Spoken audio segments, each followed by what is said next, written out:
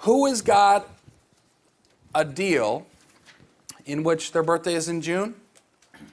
You got one more? We got one more to do? Two more? Okay. Let's go to you. What's your first name? Samantha? Okay. Samantha, how many units? 44? Samantha, 44? Yes. Okay, 44 units. And where is this? Phoenix. Phoenix. Okay, what is the asking price? 1.5. 1.5 million.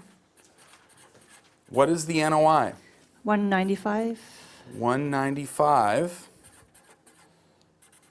Okay. So again, we're doing the same thing. Paul has the annual debt service of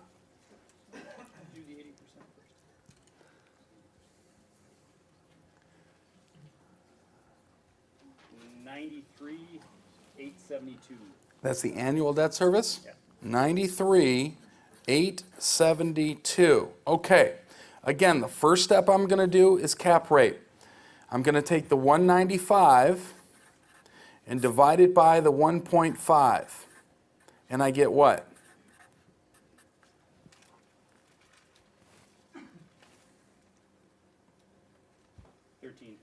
13. So right now, I know the cap rate of this deal is 13. I'm going to ask, what is the cap rate of the market there in that particular area of Phoenix? Remember, when you're talking about cap rates in metros, like here in Chicago, cap rate can vary by block. In an area like Phoenix, it doesn't have as much diversity, but you still need to find out what the cap rate is there. And you're saying 7. About? That's what we got, yes. Okay, so 7, something, is throwing me off here right away, because 7's a much different cap rate than 13. Is there something, before I go further, that's unique about this deal?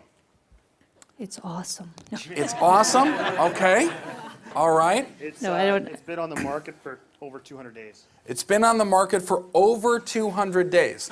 Now, when I do the next step, you'll see what I'm talking about here, because there is a definite disconnect, again, with this property. Cash return on investment is going to equal our cash flow. We have to figure that out. What is that, Paul? The cash flow is 101,128. 101,128 divided by our initial amount invested, which is how much? 300,000. Oh, it's really low. It's 33.7. 33.7%. Again, when you get a return of 33.7% and you're not doing a thing to it, something's too good to be true.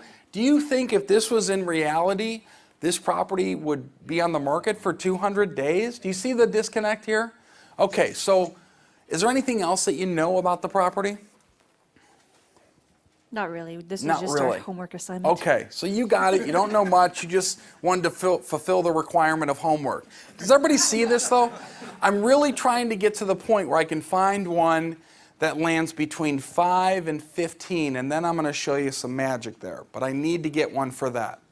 Okay? So, who has the last one? So you just say no to these last 2 deals? You just say no? No, no. But hold on. I'm not saying no. Remember my grid.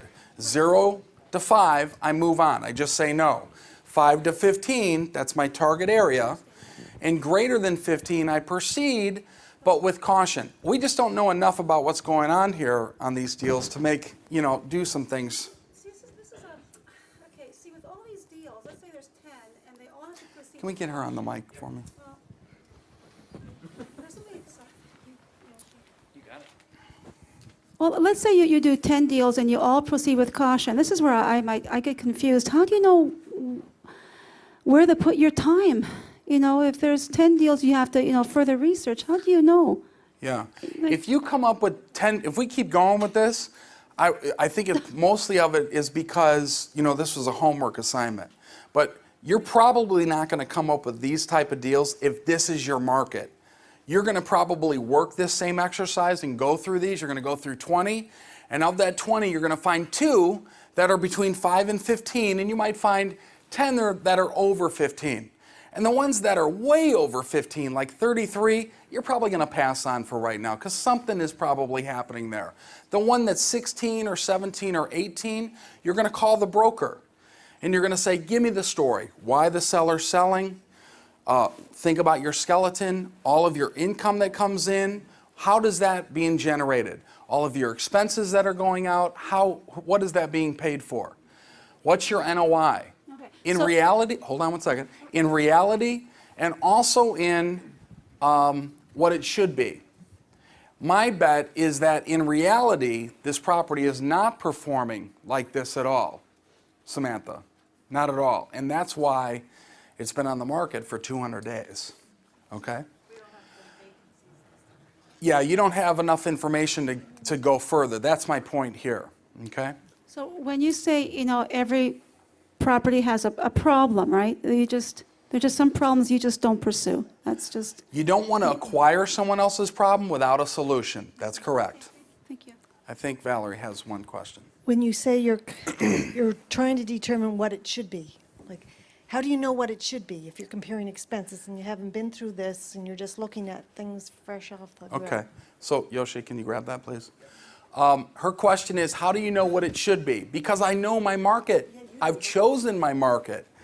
I've chosen my market. And when I choose my market, I know that a Class B property in my market is probably going to generate $750 in rent on average. I know that I've got an average vacancy rate of about 9% or an occupancy rate of 91%.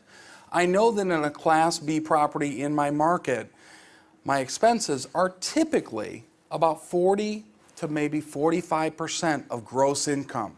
So that's what I mean. You only know how some of this stuff operates when you understand how your market operates. I want you to write this down. There's 4 things that I want you to think about in a marketplace. Number 1 is employment. What's happening with growth and development? Number 2, I want you to understand what's going on with competition.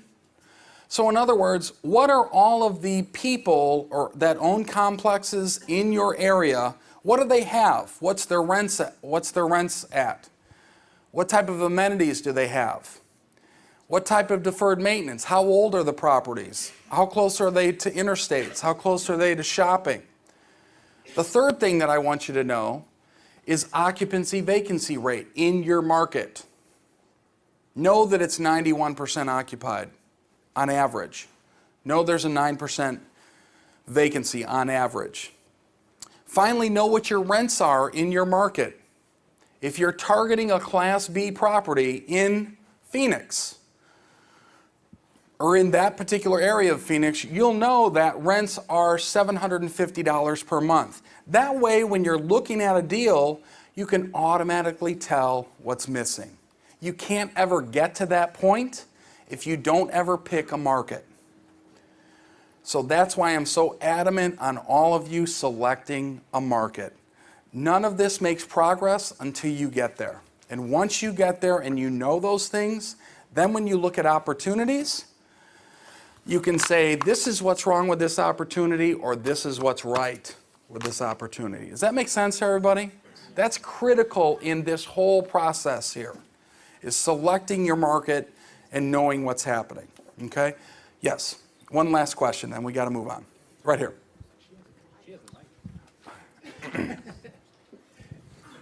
You could still know your market, but if you don't know what you're supposed to be checking for, then you're still on the same point. So what you just said was helpful for me. Thank you. You got it. Thank you, Valerie. High five, Valerie. Ed, high five. All right. We're making progress. She had a question on the end. So once you know all of those things about your market, so let's say you have your vacancy rate and all of that, how do you work your numbers then between, let's say, pro forma and the current with poor, like it's a more unstable property, so we're going back to that worst building in the best neighborhood Yeah. scenario So- where there's problems that we're aware of. Right, so let's do this. Let's take this property and work on that realm right there, okay? So let's say that we got these 44 units. Do you happen to know, Samantha, is that your market, by the way? Phoenix? Okay, let's just make a guesstimate here. And let's say that the average rent, I'm just pulling this out of the sky here, the average rent for this market and these units is $600, okay? $600 times 44 is what? It's 500? Okay, so we'll use 500. Paul, what's 500 220, times 44? 22 something, right? 22 something? How would the calculator? You have a calculator there. 22,000. Well, I did the first part in my head. I did 22,000. zeros. Okay, so if we take 22,000 and times that by 12, Paul, what do we get? 264. 264. Okay, so right away, if we just use 100% occupancy at $500 per unit, which is what he's telling me they're getting, we get 264,000. In my mind, I know that that's probably at best a Class B, but probably a B minus or C plus asset. Okay, hold on one second, Wayne. At best. So, this is 100% occupancy, 500, all of the units rented, 264. Their NOI is 195 or 70,000. Do you see the issue here? There's no way that property is going to have that level of expenses for 44 units. Somebody see that? Do you see that, Valerie? That level of expenses? Yeah. So you take the income and then you multiply by 60% to get your net. Okay, hold on a second. I want everybody to see this because this is maybe where the challenge is. I took 22,000 and I got that number because I took 500 times 44 units, fully occupied, everybody paying their rent.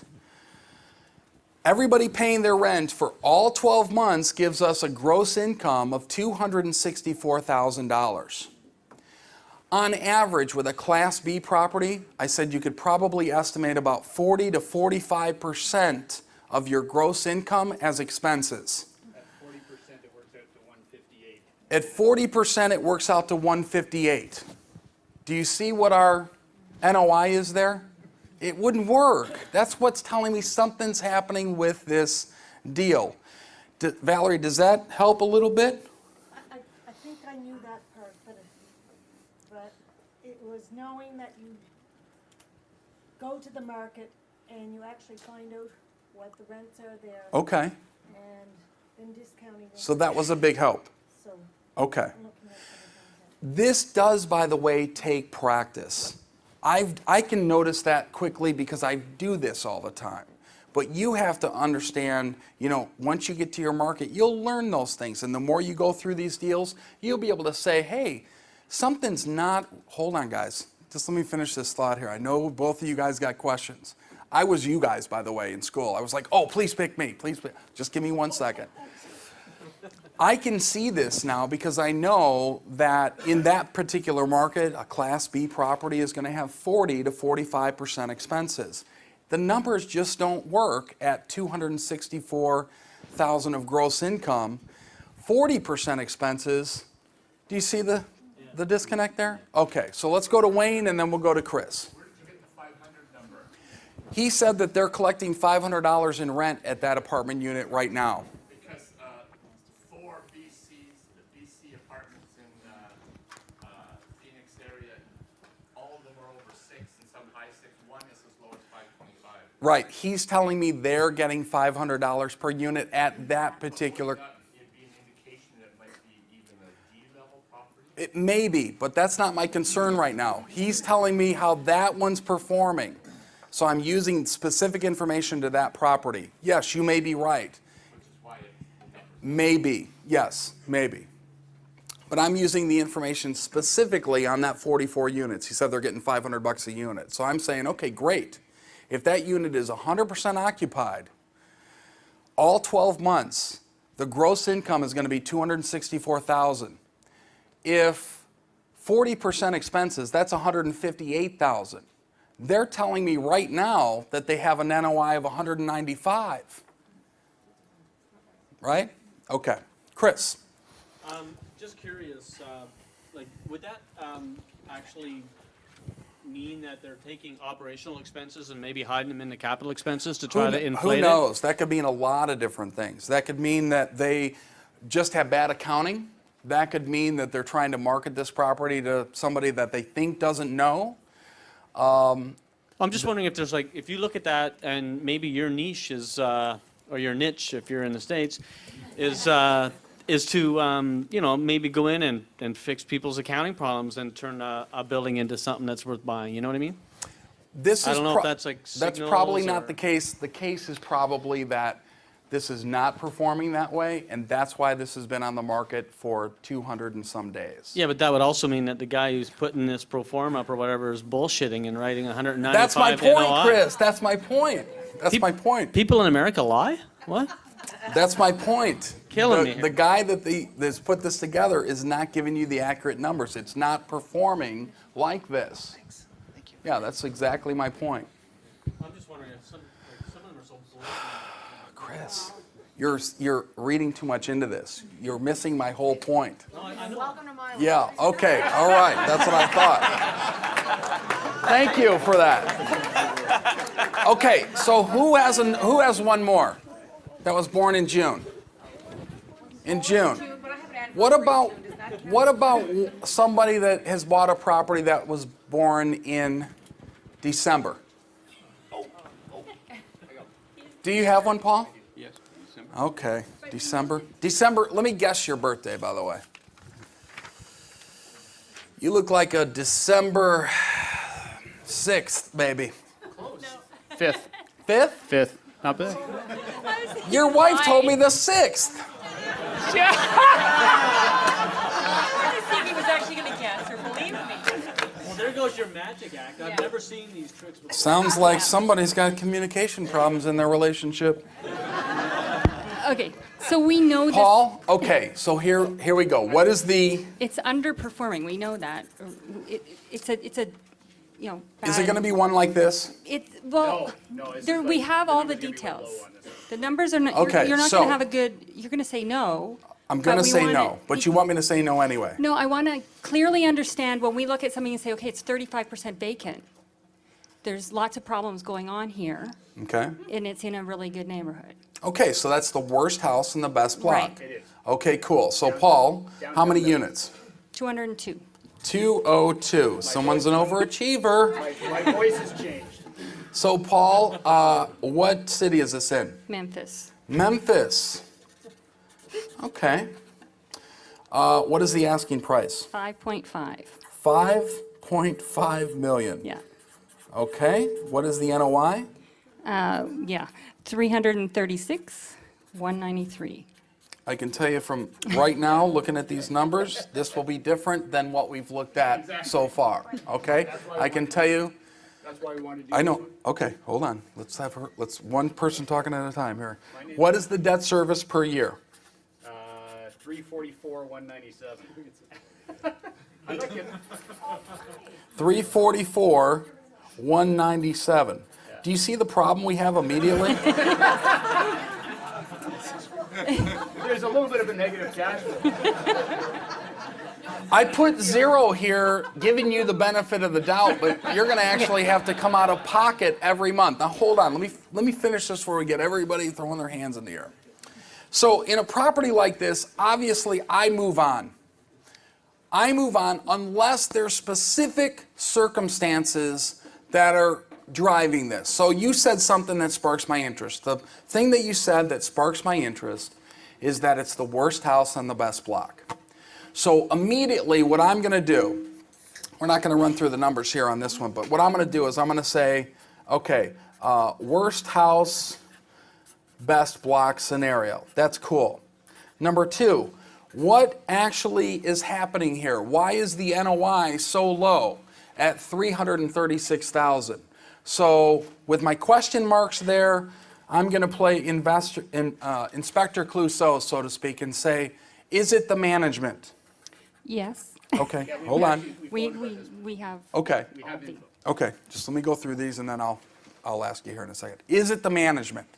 Or I want to know, is it the tenant base? That would be the second thing that I'll probably ask, okay? The third thing is it the building or is it the exterior, like the landscaping, the outside, the parking lot, all of those things? Those are the three things that I'll ask when you've got the worst property in the best block scenario. Those three things, you should write them down.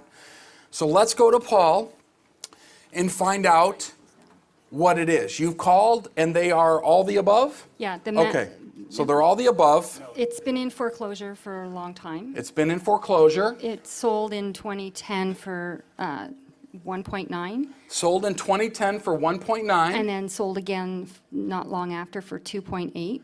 Okay, And still in 2010. The management is not doing their job. There's lots of, the Bad tenants have management. complained about a lot of things. Okay. Like things like air conditioners, like air conditioning's not working in the building in Okay. Memphis in the summer. Many other issues like that. So there's maintenance issues, there's tenant-based issues. It's gone downhill with the tenants based on people can get lower rents here. The rents are quite a bit lower than what the market okay. demands in So that neighborhood. can I halt you right there? Okay, so we know that this is a challenge property. It's in foreclosure. It sold twice in 2010. From what you just told me, I'd want to find out to who and how it sold. Because usually when something goes into foreclosure and foreclosure auction happens, did it sell at auction? That's my number one question. It did. Okay, so it sold at auction for Both were auctions, I believe, 1.9 and then 2.8. Okay, so 1.9 and 2.8. The first thing that I do in that situation is say, I'm going to go to the county there, and I'm going to find out what the note was at foreclosure. Was it 1.9? Was it 1.8? Was it 3 million? Okay, I just want to know that because I want to see how much the bank sold it for at a discount. But you said it sold twice at foreclosure auction in 2010. In March and in December. In March and in December. That's very odd, don't you think? Especially when you buy it at 1.9 and then 2.8 10 months later or 7 months later, whatever that was. So I'm writing that down. Investigate that portion of it. But then I'm going to go back to something that you said that we talked about actually earlier, and that is this. What is the difference between how the market is actually acting and how that is specifically acting? So what's the difference in, say, rent? Depends, yeah, the rents are quite a bit lower, so like, How much lower? well, for a 1-1, it's about 200, 175 lower. And per what's the month. 2 bedrooms estimate? Two-bedroom is about, yeah, $360 lower. Below market? Below market. Okay, now, see, that is so below market, it's leading me to believe that something else is going on there. Like, that is like way below market, extremely below market. I could see $50 a month, I could see $100 a month, but $300 and some dollars a month? Yeah, the units in this particular building, it's an older building. It's a historic site. It used to be the Exchange building in Memphis. And the apartments are quite a bit smaller than all the other apartments around. So, Okay, hold on a second. That's a different story. yeah. They're getting lower rent because they deserve lower rent because they have smaller square footage. You're comparing those apartments to No. larger apartments? They're comparing, we have the package. Okay, here. so probably the accurateness of the lower rent is probably good. Maybe not 300, but they definitely should be lower. Would you not agree? Yeah, they should definitely be renting for more than they are. And, But not as much as the not- competition that they put on there. Not as much as the competition. Okay, see, I want, but- hold on a second. I want everybody to realize that. Compare to properties that are your competitors. Those aren't this property's competitors because they're much larger in size. Yeah, they're larger, not much larger, but they are larger. Okay. And newer as well. Okay, So and they're so different. these are not to be, hey, Paul, these you shouldn't be comparing with. I'm just letting you know that because Yeah. they're newer, they're bigger. Those probably aren't the best comparables. Right, that's Okay. that's what they gave in the package. It's a Marcus Neiman package. Okay.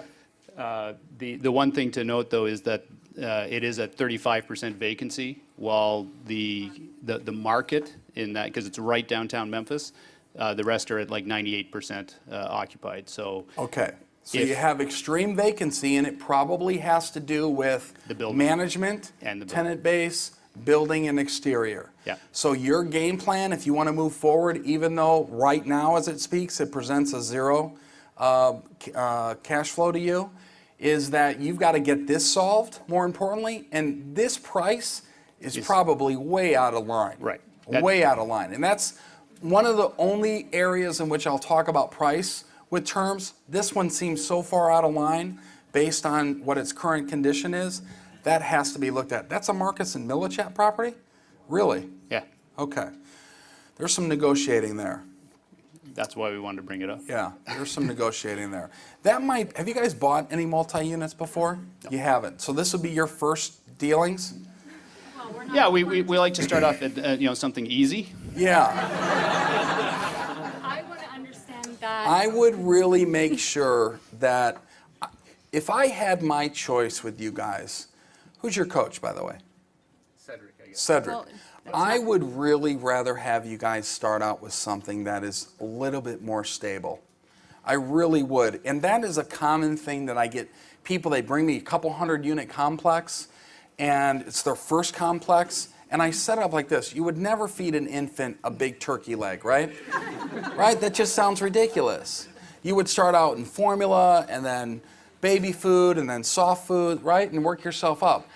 This is a turkey leg, and you guys are infants. And I'm not trying to slight you anyway, and I don't mean disrespect, but this is you're gonna be hating this if you get into this. You would hate this. It's not to get, it's more about understanding the components there to move forward into negotiating on something. Like, this is an extreme. Yeah, this is way extreme. This is like you want to buy a nice family car and you're looking at semi-trucks. You know what I mean? I want you to start with family cars. I would change gears. I don't know if Cedric's told you this, but I would look at stuff for you. I would look at 24 units and less. We came across this one about 2 months ago, and as a contrast to the other, oh, look how good this is, we thought this would be a really good one for you to talk about, to show the other side. It was a learning You're a experience. giver. Exactly. You're a giver. Got it. Okay. And to understand the negotiating side of this, again, a lot of research has to be done. You've got to find out why that stuff went bad, number one. Number two, you've got to find out what the owner or bank or whoever owns it now has into it. They're asking $5.5 million, which seems absurd for that. You've got to find out what they have into it, okay?